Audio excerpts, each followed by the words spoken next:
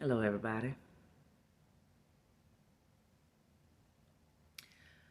So often, scrolling through social media,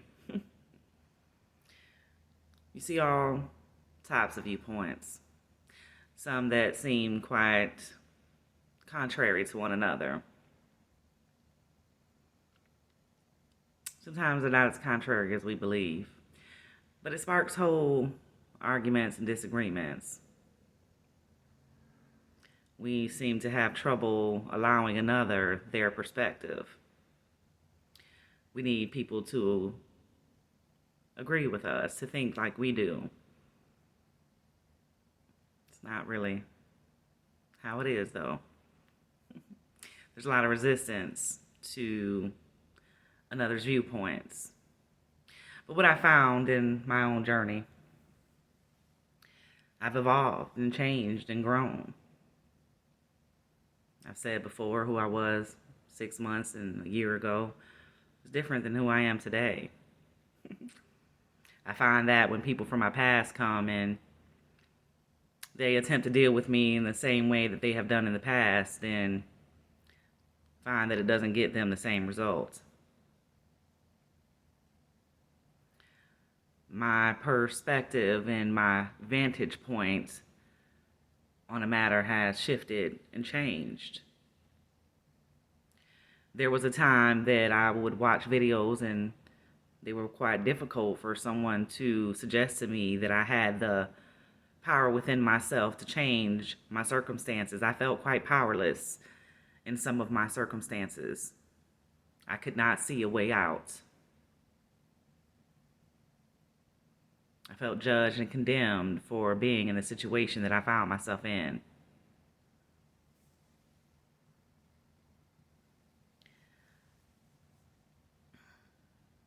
But at the time, maybe those weren't the people for me, and maybe they were. Like I said, there was a time I didn't know what abuse looked like. Overt abuse, yes, that's not all that hard to identify. Even if you can't acknowledge it as abuse as a child, if it's being inflicted upon you by your caretakers, and these are the people you rely on for your basic needs, it's not easy to see them as someone who's abusing you if sometimes they're loving. It's confusing. There's a lot of people that can't even remember abuse because they can't within themselves acknowledge that a person that is supposed to love them would do something so atrocious to them. They block it out. The mind is a powerful and intelligent thing. Protects us in all kinds of ways.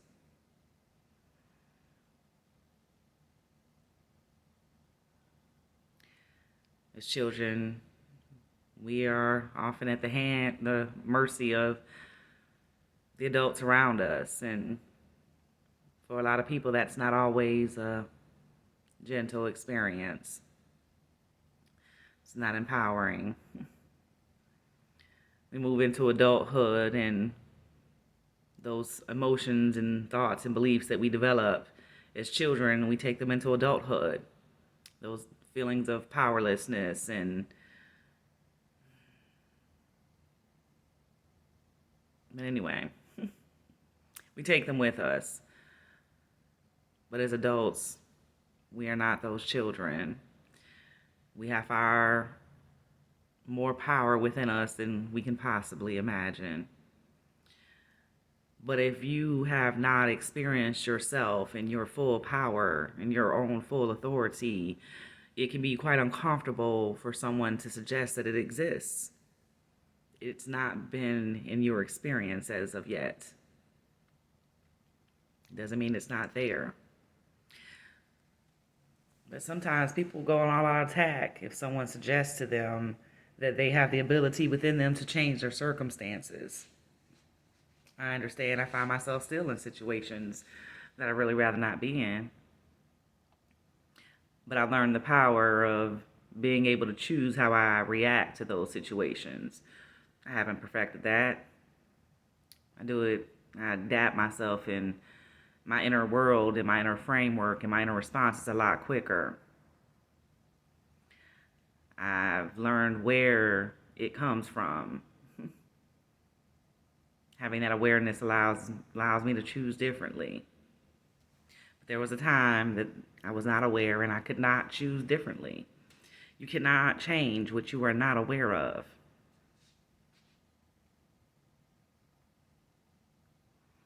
But when people suggest that it can be quite uncomfortable, it doesn't mean that they are wrong. It just means that that is not where you are. We have to learn to be okay with that. It'll eliminate a lot of conflict.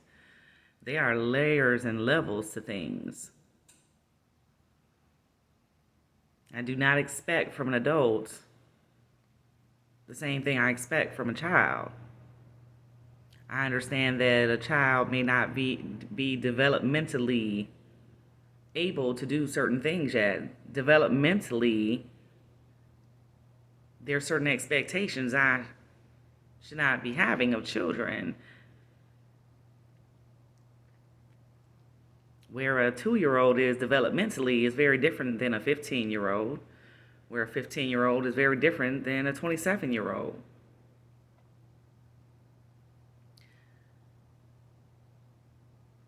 Even within our own selves and as an adult, we're not all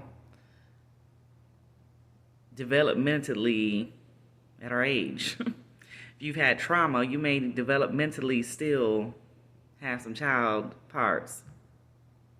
There's nothing wrong with that. There's a reason for that.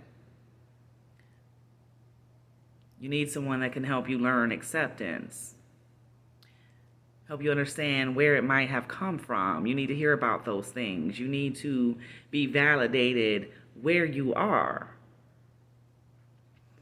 But if you come across someone and they're speaking at a different level, you can feel invalidated. But they're not invalidating you. Someone else may be developmentally at a different place and they need a different level of knowledge.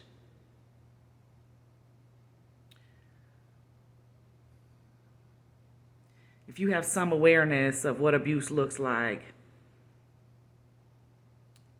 and there's someone that doesn't, what you need to be able to survive in those circumstances is going to be very different.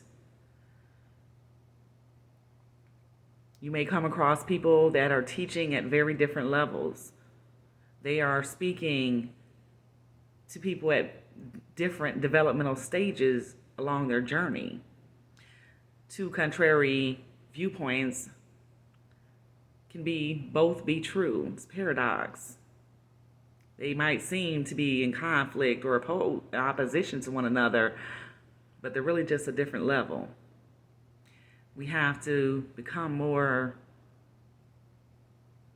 accepting. And I'm not talking about things like being accepting of abuse. I'm talking about being accepting of others' viewpoints, accepting of the fact that we're all each on our own individual journeys and they don't look the same. Allow for what's there. There's going to come a point where you're going to need something different. It's like a baby. You give a baby milk. You don't feed a baby steak. Their digestive system cannot handle it. It will just tear their little self up. Like they can't, their physical body is not developed to be able to handle anything other than milk. Now, if you hand a 15-year-old and all you feed them is milk, they're going to be weak and malnourished. They need more than milk. They need something with a little more substance. Their body has physically developed to need something solid. But you don't condemn the 15-year-old for needing solid food any more than you condemn the baby for needing milk. You understand that they are at different developmental stages and that what they need is very different. Doing group work is very beneficial. If you're in a class, a lot of times, maybe you have a question and you don't know how to ask it. Maybe you're not even aware you need that answer. So when you're in a classroom and someone asks the teacher a question, You may be the only one brave enough to ask the question, but there are more than one person in that class that needed that answer, that didn't understand any more than you understood. But I like working with people individually because people are at different levels and different stages. You get an understanding of where they are and you help them where they are. You don't ask them to do things that they're not ready and able to do yet. You help them get there.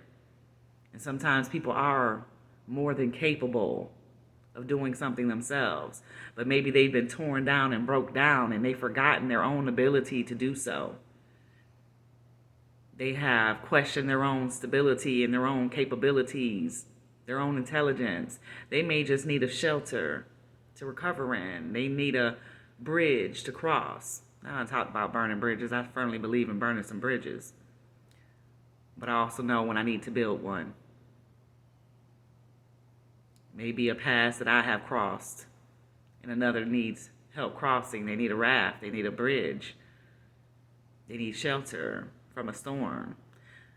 I know what it means to be in some storms. I know what it means to be broken down and confused and alone and afraid. I have a lot more compassion for people I find in that place. Often I wish for a place of more comfort. I found that internally, as I began to accept some things and understand some things and understand some things, that I'm a lot more comfortable, and what goes on around me doesn't dictate my internal state, not nearly as much as it used to in the past. Learn what it's meant to have peace in the storm.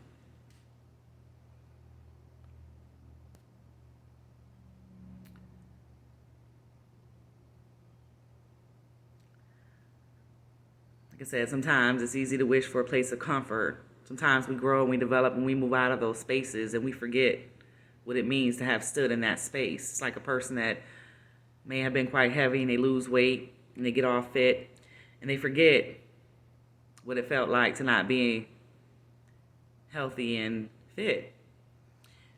And they say in judgment of a person who hasn't gotten there yet, but they may have stood in that space of unhealthiness for over a decade and now they've forgotten so easily.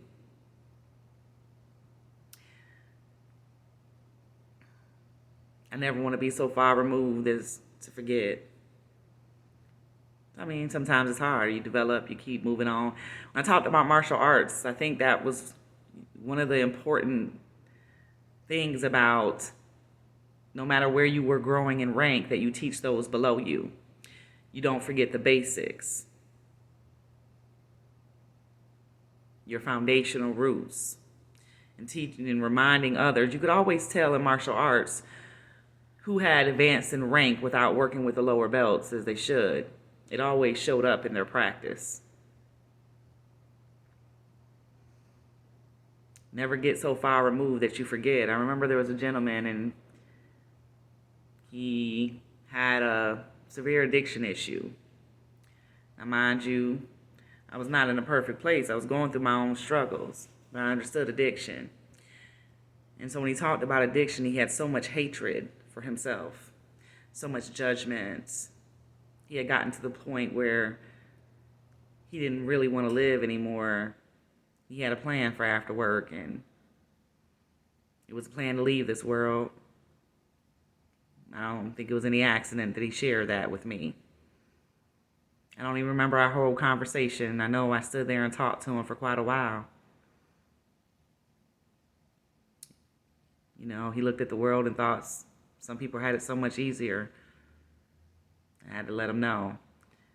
The fact that they hide things very well doesn't mean they're necessarily coping any better. Just because they have more socially acceptable addictions doesn't mean they don't have some addictions that ain't serving them. Doesn't mean they're not deeply hurting in pain. I went home and I couldn't let it go, so I wrote him a letter and took it back up to his job and left it with him. I never saw that young man again. For 2 years, I didn't see him. I didn't know if he had gone through with the plan to end his life. I didn't know. When I ran across him 2 years later, I didn't even recognize him. He had to remind me of who he was. Told me he still had that letter, that he had been clean for a year and a half. How his life had changed and what he was doing with his life. But he had a lot of judgments about people that had addiction issues. So quickly, he had forgotten what it meant to stand in that place. He had moved out of it, but did not take compassion and empathy with him. It was unfortunate. Sometimes we're talking at different levels about different developmental stages. It doesn't make one person wrong. It just means that their message is not for you. But we get our panties in such a bunch. So much attack and criticism, and so unnecessary. But anyway, like I said, my daily reflections. I love you guys. I hope you're having a beautiful weekend. Bye-bye.